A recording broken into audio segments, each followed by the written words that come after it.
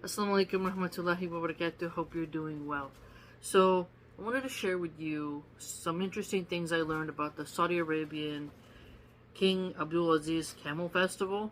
And if you go back in my Notum Animalibus playlist, I share clips of when I went to chicken shows, rabbit shows, different animal type of beauty pageants, we could call them.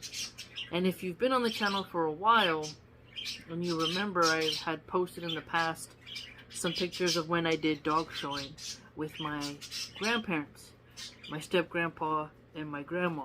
I was part of the AKC dog shows, and my grandparents had been doing dog showing for over 20 years, and that was something that they did actively, and they traveled around doing dog showing, okay? So I would go to these large events where you would see just every kind of breed of dog that's AKC certified. And I really enjoyed it. And oftentimes they're held at fairgrounds that have racetracks as well, which means they have a stable. And I could go and look at the horses as well, even though it wasn't time for the horses to have a horse show. So I'm really into this kind of stuff. And so I want to share some things that I learned, and I was looking at the King Abdulaziz racetrack. It looks quite beautiful and a bit lavish, you know, but nonetheless it looks like it has great architecture, and it would be cool to see that in person. Now, what's really cool is that there's the King Abdulaziz Mazayan Al-Ibl Award, and you get up to 10 winners. I noticed a lot of different formalities upon the pageant. So if I leave some things out, understand why. Because, you know, there's a lot to take in. But the event lasts for 30 to 45 days in the village of Al-Sayahid. And you can see up to 38,000 camels at a time. That's pretty epic. And it's by the Al-Dahna Desert, like in it, around it, in that vicinity, right? And I also learned that the kingdom has a camel club, which is pretty cool. You know, they have different animal organizations here, but I thought, you know, the camel club would be quite nice.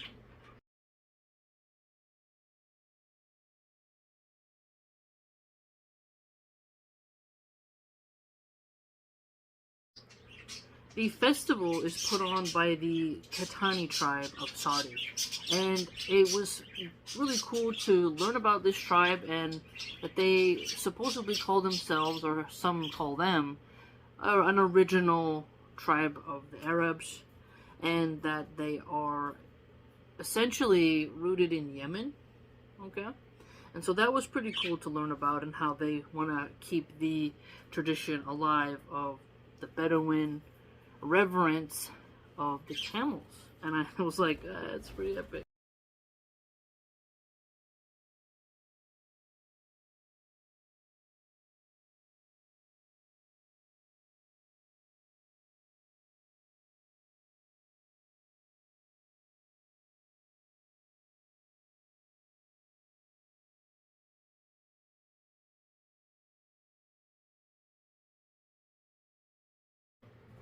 Now, when it comes to animal breeding, you're gonna get, you know, purebred strains. In America, you get a lot of people who get pissy about purebreds. And they make up a lot of stuff about how dangerous it is to have a purebred, how having a mutt is better.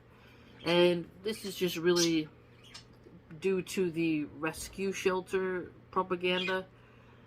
You know, people get upset that there's kill shelters, that people dump their dogs, and so they get upset that there's ethical breeders, and they label all type of breeders as backyard breeders or puppy mills, and this just isn't true.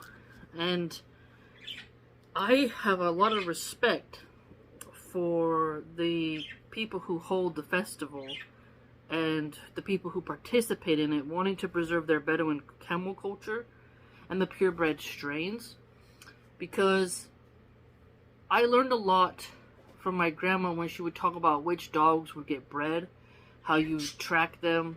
You look at behavior, temperament, how their teeth are aligned, their spine. You try to avoid health problems. A lot of ignorant people who try to be the savior of dogs will say that, breeders, they create gene problems simply because people who created the bulldog and the pug with smushed faces created an animal that couldn't breathe very well. But that's absurd. Lineages matter, and a proper breeder wants the best of the best. And some dogs are show dogs and others are pets because they don't meet the qualifications. But a lot of these bleeding heart, they often happen to be liberal tree huggers, think everything is inhumane, everything is evil. So you're evil if you just call this dog not a show dog, right? And so I've in the past seen the ignorance of these people and how they have no respect for anything and everything is cruel, and they really worship animals to an insane degree and lack a lot of respect for the tradition of animal breeding, simply because there's people who don't care and do it badly. So they label all animal breeders with the same brush, okay? And so I think it's pretty cool that Saudi Arabia has a ability to keep this tradition alive of genealogy, purebreds, bloodlines, and that there's people who care enough to keep those strains going. Because we learned about stud fees in the fiqh book, but at the same time, if you look today, there was people who, for example, breed pit bulls. They don't have any respect for keeping track of who the father and mother is. They'll do it sloppily with like an Instagram post, but they're not documenting it in a professional manner. And some of these breeds, like Staffordshire Terriers, Bully XL, pit bull offshoots, they have become so aggressively violent and have personality disorders because you're mixing this dog with that dog and this one with this one, and you can't map out a personality. And then you get into the whole nature versus nurture phenomenon concerning, temperaments and environments and what creates the best outcome. But if you look at border collies, you look at Australian shepherds, you look at Dalmatians, just a different breed of dogs, you'll see that they have an instinct as a puppy to behave in a way that their genes have expressed themselves. And pit bull puppies really like to bite, chew, play maul. They're very nippy, and I've had a few. And so you can tell a lot by a breed by how the puppies behave. And the puppies, something's wrong with the mom or the pop, there's a great chance that that's going to get passed along. Especially when it comes to deformities. And animals with deformities shouldn't be bred. And so clearly with the Camel Festival, you'll see that these are people who, if something's wrong with the camel or it isn't perfect, they're like, nah, we're good. And they're not going to be irresponsible breeders. And I have an immense respect for that because it really helps us to see what we have to do in terms of, keeping the breed beautiful, keeping it to a nice beauty standard, and that's pretty epic.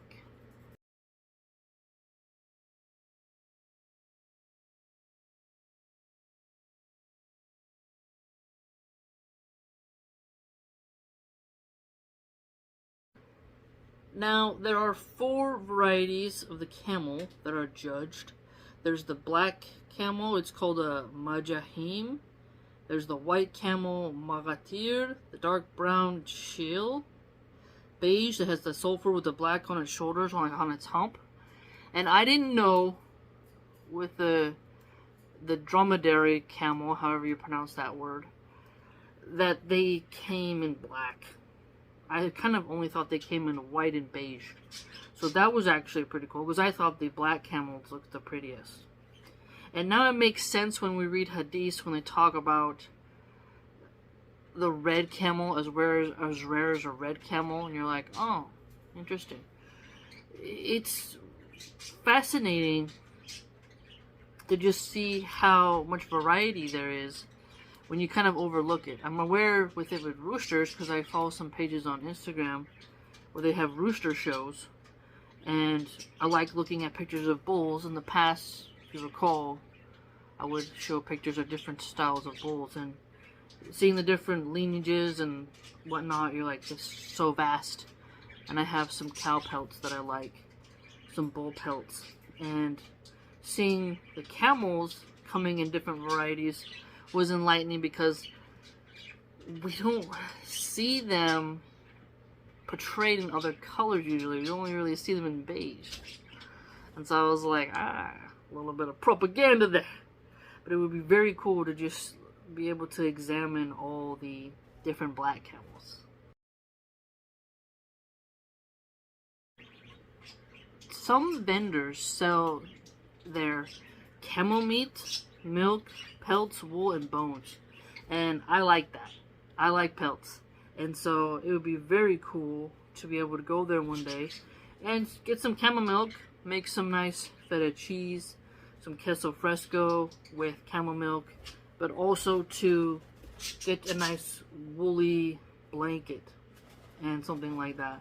And pelts are so comfortable and soft, and they're biodegradable, and that's a great thing because a lot of people get mad about fur, but they forget the fake fox fur, they call it, F-A-U-X, fox fur, not F-O-X, is made from acrylic, and it's a plastic, gets in fishes, gets in the water, it doesn't biodegrade, it's not good for the environment, it's made with toxic chemicals, and it sits in a landfill forever and doesn't break down.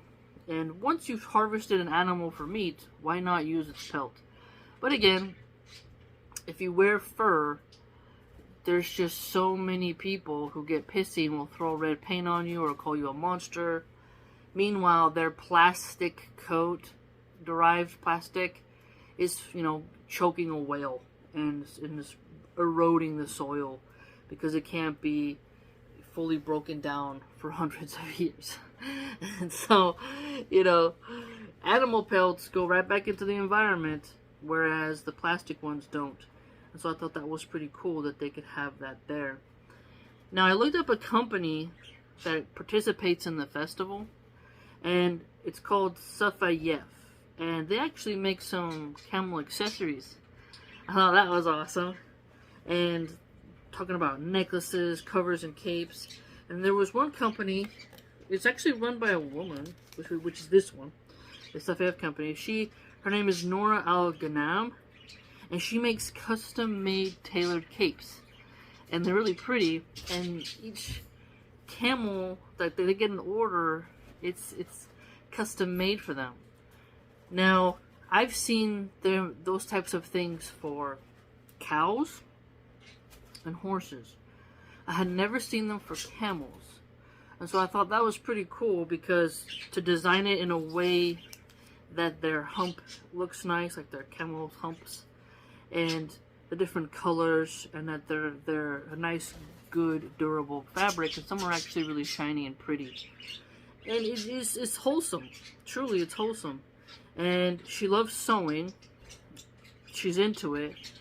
And she's very dedicated. I just thought that's what a cool company, Like, finally, a woman who isn't selling her sexuality. She's actually just doing something. So she's doing some wonderful camel accessory stuff. And sounds like it would be quite beautiful. For me, I would like to see the black camels, with a nice shiny green cape or something. But that's awesome.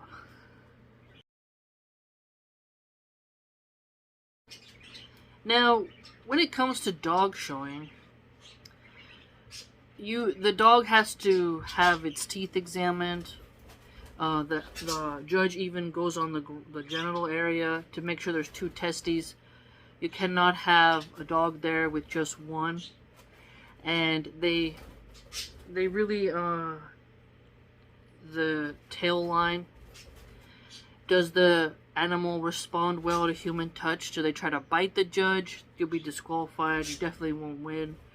There's things that each breed has, like how far away the ears should be, the eye set, everything. Even how the rear looks. Like when they'll examine when the dog, like they'll say do a T shape, do a U shape, go around the rectangle. The judge is looking for the stride, how the animal moves, and something we call stacking. So you hold a treat in your hand, however you've trained your dog, and they stand perfectly with how their tail is supposed to be for the breed. Okay? And they're supposed to have some confidence. Now, they're not supposed to be jumping up on you, wagging their tail. No, there's discipline, right? And so I like those kinds of nuances. And I looked up, what the camels are judged on. And they look at their long necks, nose shape, height, color, body size, their gait and ear size. That they want the lips to be drooping, and that's more prized. And veterinarians are looking over the animals. Okay? And there's also camel racing that goes on as well. And so, looking at camel racing, there's camel trading, people preserving certain breeds, how certain shades of the camels are to appear, how some are looked at aesthetically, and some of the prizes include sports utility vehicles, so SUVs. Some fetch a high price. I mean, it sounds pretty awesome. I really like that. And chickens as well, you look at their feather patterns and their colors. When it comes to certain rabbits, their coats, how healthy they are, and docility in the rabbits matters heavily. Whereas in roosters, the judge picks them up. How really tame can you make a chicken? But I really thought that was quite beautiful to examine that. And it also, as you're watching, the judges do their thing with the camels, you can be eating some camel meat or buying your camel or someone else's camel necklace. I mean, it just seems really wholesome how they do that. And the most beautiful camel is called the Bayrak. So in dog showing, the best dog is called the best in show. They get an award, big old ribbon, and it says best in show. Now, before you get to the dog show level, like their best of breed, best bitch, which is the female dog. Female dogs are called bitches. And you have different categories. So there's the sporting group, the herding group, the toy group, the terrier group, so on and so forth. And as you start with this wide base, and then it goes up and up and up and up and up to best in show. And only one dog can win best in show. And some judges have preferences over certain breeds over others. And you'll see Dobermans. Sometimes dogs with long hair do really well as best in show. My grandma had a friend whose Chihuahua had won over 5 best in shows, which is pretty rare. And, it's fascinating when you see the perfect design of a breed, and then you see a dog that's clearly couldn't even enter into the contest. You see the quality of breeding. And I would be very curious over time to see like a wild camel versus a specifically bred one. And then you can see the differences in the skull shape, their knees, everything. It's like you can see a sort of human touch there of sort of, how do we call it, guided genetics and such. And I'm sure for the Bedouins, they must have had a really vested interest in having a camel that obeys you, so temperament, that has strong knees, that isn't sickly, because these are going to be eaten and used for work. They're not just decorations. You'll see a lot of people have animals for decorations, alpacas, llamas, when in the past they had to perform a function, and you would, when searching for a certain breed, want to get the best of that that's going to serve a purpose, right? And so breeders of these camels, keeping that tradition alive over years and years and years is really interesting. I really like that. I mean, 38 camels is quite a lot. I don't think I've ever seen a camel outside of the zoo. And so seeing that many at once would be pretty epic.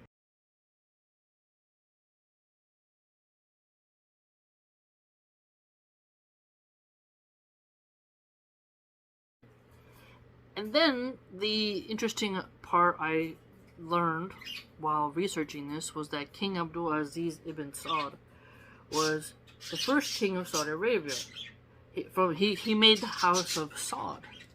And I was like, oh, that's cool. So he's got like this whole festival named after him. And it makes sense now. And I thought that was pretty cool. So if you want to travel one day to Saudi Arabia, I mean, I would love to as well. Why not do it in a time where they can go to the festival as well? Because that's pretty cool. You know? Just have to see how you can bring back your pelts. You know, because imports. Because Gavin Newsom, he did some limiting on fur in California. But there's a way to get around it through shipping. You know, the whole liberal brigade thinks everything's inhumane, but you know, they say you can have safe injection sites to use drugs, but you can't sell fur. Make it make sense. Please like, comment, subscribe, share. If you've ever gone to the festival, please comment and let us know how it is, because that would be pretty awesome. Someone's actually got to go and went to the racetrack and went to that desert area and tried the food. And maybe you have some nuances that us who haven't gone haven't researched, like we didn't discover it. And so you can drop some cool, fun things about that. Let me know what you think. Like, comment, subscribe, share. Join the blog.